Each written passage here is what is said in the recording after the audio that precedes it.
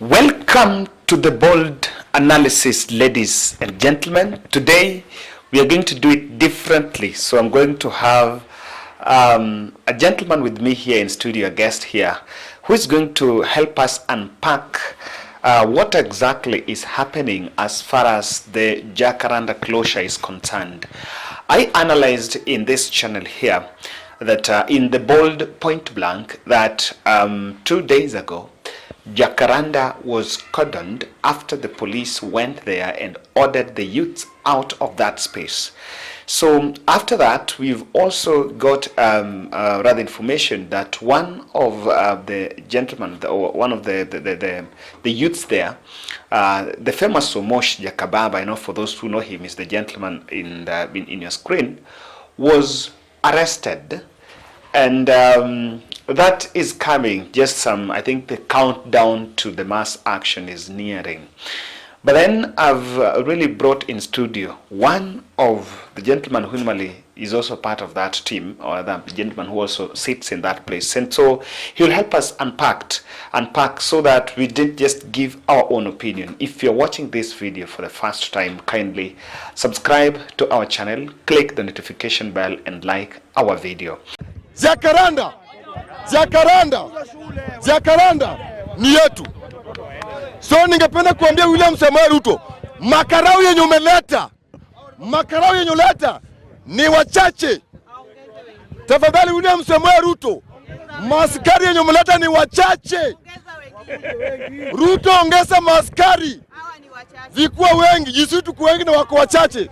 Sasa tukianza vita, wataumia. Ongeza wengine. Hata tukianza tunaona tunapigana. Jana tulifanya mazoezi, juzi tukafanya mazoezi, sasa tunajua kutupa mawe. Na hii niambia William Samoei Ruto, toa makarao yako saa hii. Tumwapea dakika 5. Tumepea makarao dakika 5. Na maandamano bila tiaga sio maandamano. Na tumekawia maandamano sana. Tumekawia tiaga sana. Na hiyo ni usuru tunatoa. Wakirusa, tunarusa. Tumemiss tiaga sana. So sisi tunajua mwenye anaweza kuwa Kenya ni baba Raila Amolo Odinga. Ni imefika wakati sisi kama raia baka tutoke nje, tutetee haki yetu. Ruto anajiita president. Na ajui kwa nini anaitwa president. Anajiita president lakini ajui kwa nini anaitwa president. Watu wako njaa. Na anatuambia tuoane wanaume kwa wanaume. Apige Gachagua maji. Tumechoka na hii serikali. Watu wanaumia. Watu wananyanyaswa. Watu wanakufa. Na watu wanakufa huko na anatuletea maaskari. Na hakuna kitu tumefanya. So maaskari watoke hapa. So without much ado, let's just get straight to the point. But before that, let's introduce yourself first. I'm Paul Kirum, Attorney General Bunge la Wananchi. You're the Attorney General? Bunge la Wananchi in the nation. Yes. So, ladies and gentlemen, I remember I spoke to you when I was telling you about the Bunge la Wananchi, and one thing I understood is it is a bit of a setup that has all the structure. So, can you make us understand what exactly entails Bunge? Okay, thank you very much. Bunge la Wananchi, number one, what you have to understand that Bunge la Wananchi is allowed under the Constitution, because the Constitution is a live document that binds all Kenyans as citizens. Yes. So who is in the leadership, in the ranks and file of Bunge la Wananchi? Okay, thank you very much. Bunge la Wananchi, Jacaranda, there's president, there's deputy president, there's attorney general, there's speaker, and other portfolios. Our president is known as Nicholas Joma. And our speaker is also known as Obiero Wilson. And I'm the Attorney General as Paul Kirum. We were elected, and other positions come as a result of executive order. I think you understand the structure of what the Constitution states all about. There's something that I would want to tell Kenyans. Bunge la Wananchi has been there. That was since 1992. When Kenya gave birth to multi-party democracy. Yes. Okay. So that is a snippet of what Bunge entails, and as I told you that we'll be doing this analysis bit and bit so that you get to understand. So over the last couple of weeks, the discussion has been centered on suppression. And remember, I was talking to one gentleman when we were doing this analysis, and we questioned on the timeliness of that closure, because while that space has been used for, or rather while that Bunglaunji setup is normally for messaging and they just take political discourse at the grassroots level, there has also been a bit of understanding of excesses in exercising the rights of freedom of association and freedom of expression on that matter. So we would want to understand, for better part of this week from Monday, there was some mini protest, and one of you, Omosh Jakababa, is currently arrested. But let's take us from day one on Tuesday. What exactly transpired in town? Okay, thank you very much. What happened in town is that the people of Kenya, under Chapter 4 of our Constitution, freedom of assembly, freedom of demonstration and picketing, freedom of mass action, that is well catered under Chapter 4 of our Constitution. We happened to move to town. I was part of the what time? team. That was around 10 a.m. in the morning. We left the Jacaranda grounds, and we even left the constituent itself, because it was meant for constituencies within Nairobi, not only Jacaranda, not only Embakasi East, not only Lower Savannah, but all constituencies in Nairobi that are supporters of Azimio la Umoja. We went in town for some peaceful demonstration and picketing. Before the demonstration itself starts, or rather begins, some part of us were arrested by police officers. Where? Specifically, where in town? Jivanji. Around Jivanji, because we were supposed Had you gotten to Jivanji? We were walking towards the Jivanji. But Jivanji was banned. I think the activities there were banned. Okay, the reason that's why Jivanji was banned is not put. It's never been, has not been put in the public domain. It was banned crookedly by some skewed people that are being misled by some skewed forces somewhere. But there's no any court order that has ordered for any assembly within Jivanji. Those are things that are happening that we need to condemn in totality. Okay. Yes. So tell us, when you arrived there, how was the arrest? Okay, I happened not to be I was a part of the team, but I was walking by them. There were part of the team that were walking on the front, and others were coming from the bind. I happened to be the one person who were in the bind with some team following the team on the front. Before, some few meters away from Jivanji, these people were arrested by some police officers from Central Police Station, and we never know why they were arrested, because even the mass action itself was never in place. It was never started.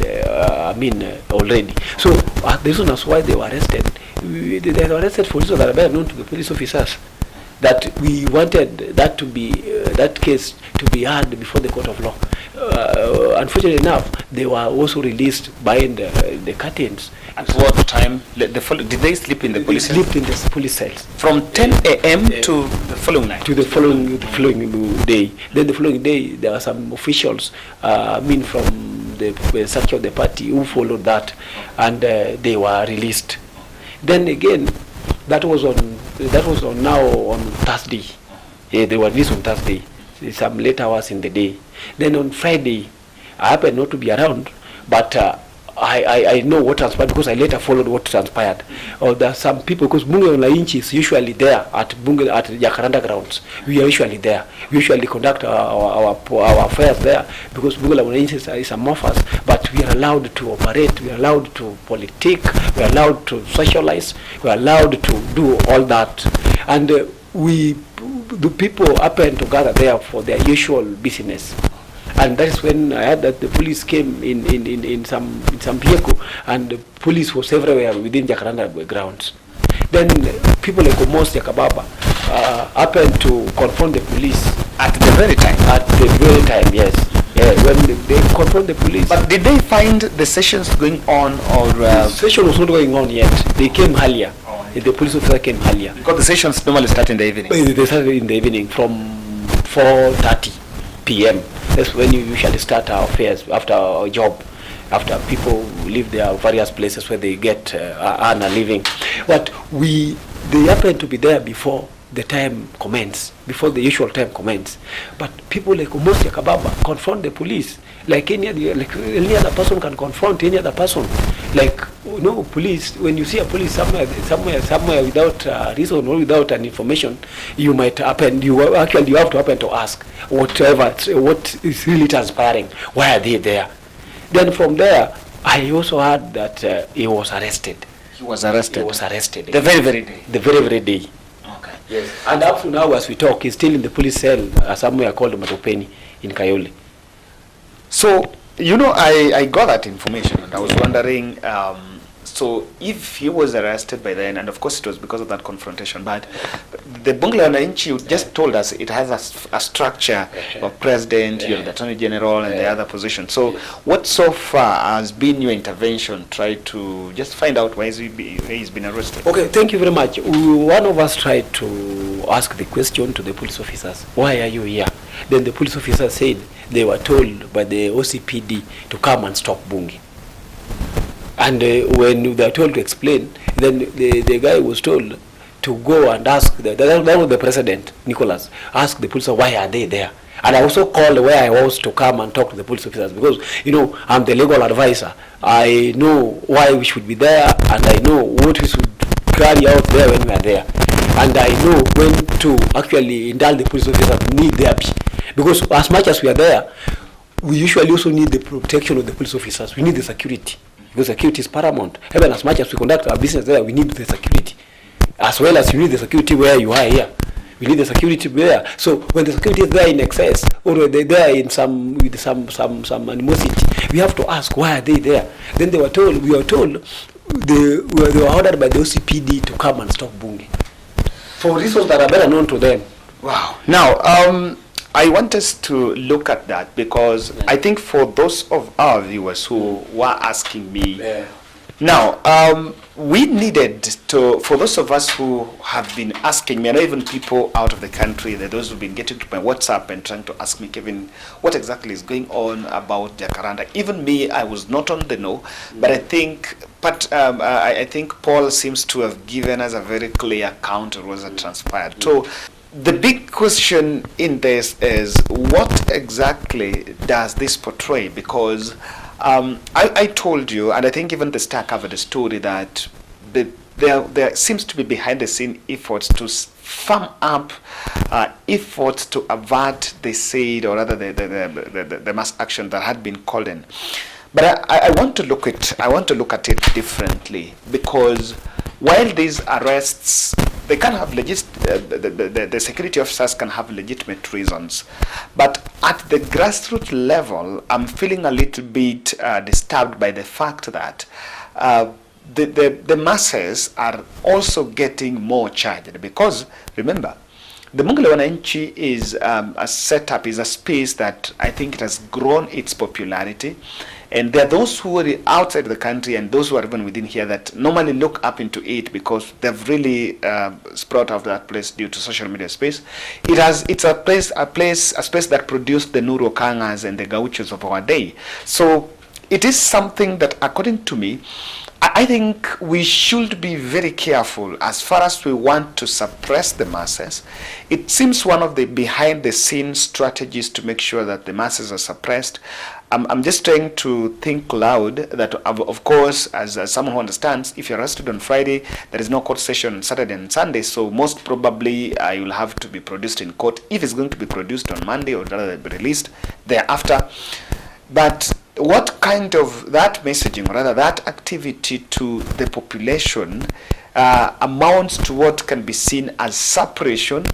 And if people are the cycle will actually go down. To me, I try to look at it in that context. But then I want to engage further, Kirum, to help us just get to understand, what do you think is different? I know we've said about mass action, but then the Bunglaunji, the kind of criticism that they've been having for government has been here for better part of William Ruto's regime, and not even, it started even before, as what he has said. So what has triggered this, and will it really work successful? We are talking about this, and you've said it's about a mass action, against the mass action. First, let me ask this. What do you think triggered that? Because the call for mass action was not done today, it was done way earlier, on 23rd. But what triggered it came at the height of LGBTQ conversation, and some of you guys were alluding to that fact. Do you think that strategy would work to stop masses from attending mass action if it happens? Okay, thank you very much. There's one thing that we need to inform Kenyans, my friend. There's one thing that I would want to tell Kenyans. During campaign trail of William Samoei Ruto and Rigathi Gachagua, they really complained about the misuse of police officers by the previous government. And today, they're victims of the same. They want to misuse the police officers. But look at the Constitution. Under Article 238 of our Constitution, what does it provide? It provides that the national security should be pursued with utmost respect for the rule of law, and with democracy, human rights, and fundamental freedoms. Yes, as much as the police officers are coming in to interfere with the freedom of expression, criticism to the government, they must follow the Constitution, because they are trying to cripple whatever is happening in the current situation. Like Raila Odinga would want face the government of William Samoei Ruto and turn it out through mass action. And that is even allowed when the government, because power belongs to the people, sovereign power of the people, power belongs to the people. When people have got a reservation in a given government, that is allowed. We can air our views, and our views must be sorted. Our grievances must be sorted by the government. If the government fails to sort out our views, that is a tantamount to mass action, peaceful demonstration, and picketing, including revolution can come out of that. But the police officer, the intention of the police officer to infringe the rights and freedoms of wana Kenya or bunge la wananchi is to try to bring some fear, or to create some fear to the people about the forthcoming mass action. That to me, and that is why I'm asking, yes. Do you think that strategy works in the context of you interact with the people down there? Maybe some of us do not have that privilege, but you interact with those people down there. Do you think they're suppressed? It will not. I'm telling you. Why? Equivocal, crystal clear. It will not, because the people of Kenya are suffering. People cannot afford hunger. People cannot afford electricity bill. People cannot afford water bills. People cannot afford their usual bills. People cannot afford fee. So people are, the masses, the Ipoloi are already charged, and this won't stop them. This will be like a drop of blood on an ocean. I want to pick up your mind on this because one of the narratives that is very dominant is, and I listened to the new Uda SG Malala saying that those who are around, or rather supporting the mass action, must also know that Raila might push a handshake, and when he gets that handshake, the population will not benefit, but is going to be himself. Now, that, according to me, is a narrative that was thrown in the public for consumption by the citizens, so that they will evaluate effectiveness and the zeal behind mass action. When people hear that, what is their reaction on ground? Okay, Raila Odinga, as he goes around in the nation, he do assure Kenyans that there is no more handshake. And in fact, currently people are charged, people are suffering. And in fact, it's not for the interest of Raila Odinga, it is the interest of the people. It's the interest of the people of Kenya. So Raila Odinga will not accept, or rather will not engage himself into kind of any handshake.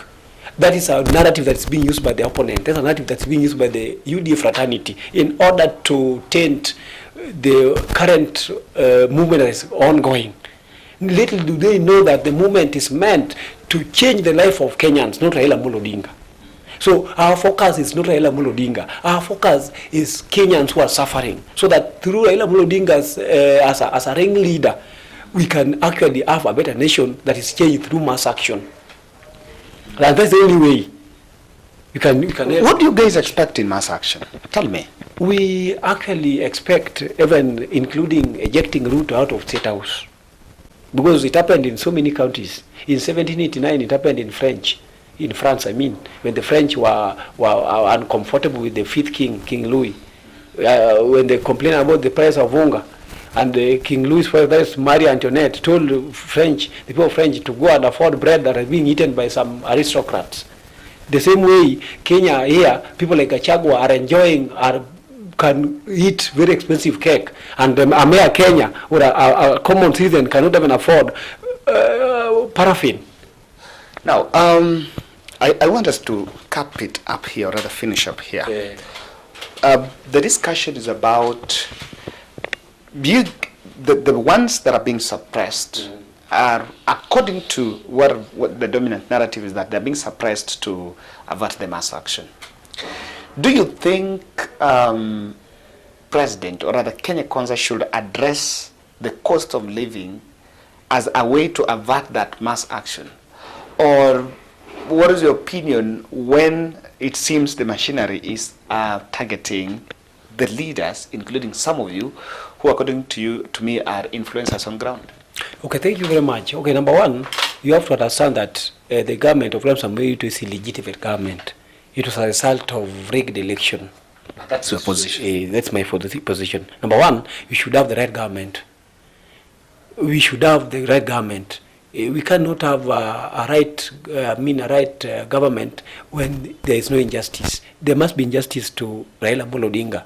Raila Odinga must become the president first, because the government is illegitimate. How we do solve the question of, in 2007 the election was rigged, in 2013 the election was rigged, in 2017 the election was rigged. It has become a vicious circle, and that is why these people are rigging the election. They are serving their interest, including the interest of Ruto. Include the interest of Ruto.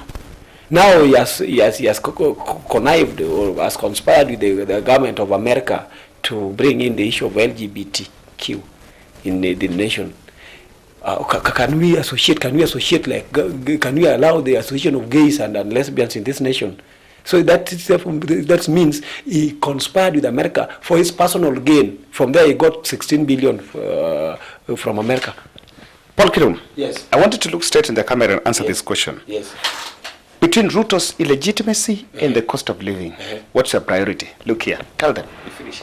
My priority is illegitimacy, illegitimate government, because it's as a result of this illegitimate government. That's why this kind of poor governance, rather poor policies, are being rolled out in this nation. So number one, there must be justice.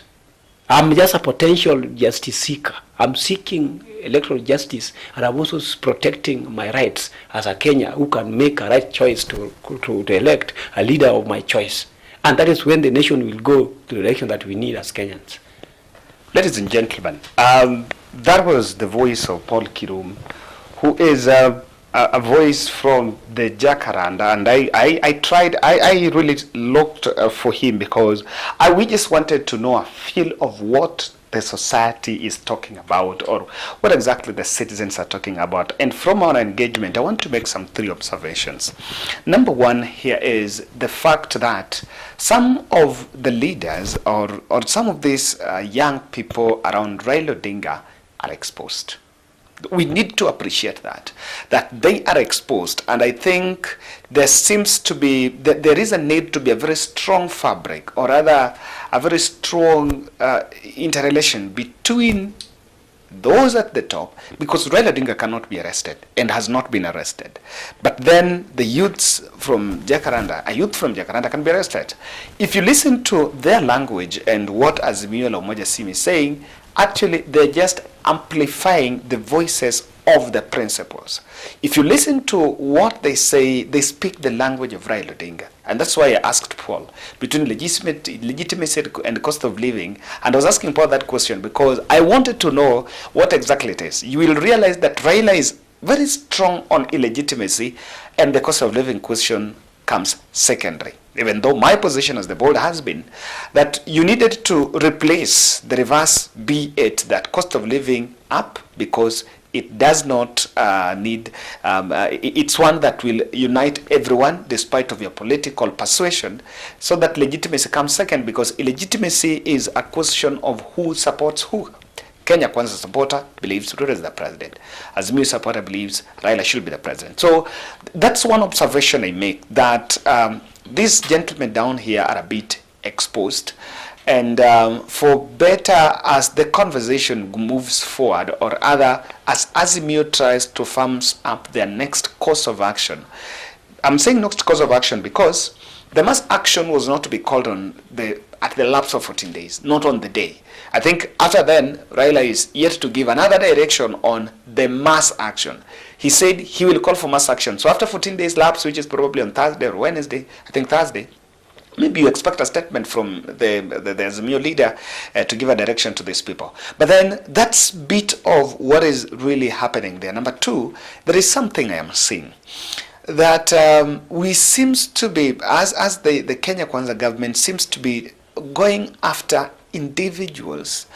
And maybe these guys that are now getting, one arrest one after the other, the arrest spree will gain momentum, and it can create a parallel hype on the mass action. In fact, before the Kenya Kwanza knows, there will be another premise, or rather there will be another reason for people to protest, and that is arrest. Remember, the Jacaranda guys are not the first to be arrested.